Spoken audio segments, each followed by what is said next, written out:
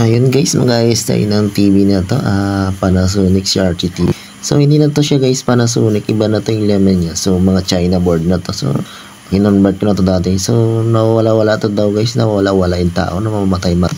So unang bukas namamatay pero may sound. So ayun guys, napansin ko dito no. So maluwag yung papunta ditong CRT board, papunta dito sa picture. Maluwag yung mga hinang niya. Ayan guys, maluwag yung mga hinang niya na yan, yung apat na yan.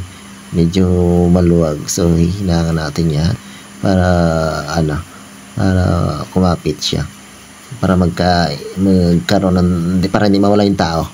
So ayan, hihinangan natin yung apat. So mapapansin mo kasi guys no, akala mo yung hinang niya kapit pa, pero pag hininangan mo medyo malambot na natatanggal-tanggal. So ayan ang cause ng nawawala-wala yung tao pero may sound man. So ayan, pati yung ayan guys pati yung dito sa ilalim, dito sa pinaka mainboard niya, ayun guys, mapapansin nyo may mga crack na hinang, so mga lumuwag na. So sobrang init yan din yan guys, so sobrang init niyan guys kasi yung TV umiinit din, so yung mga hinang natatanggal. So kailangan hinangan natin. Ayan, kakabit na natin.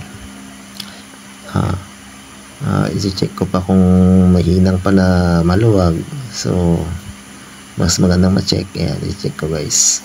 So hindi na to siya guys Panasonic, iba na yung laman niya. Yung picture siya lang yung Panasonic, so na-convert ko na to dati. So ayan, kasi yung Panasonic na dating laman niya marami ng sira, so kinonvert ko na. So ayan guys, okay na siya. Ayan, hindi na siya namamatay. Okay na siya, hindi na mamamatay itong TV na Panasonic. Ayan, okay na. Okay na.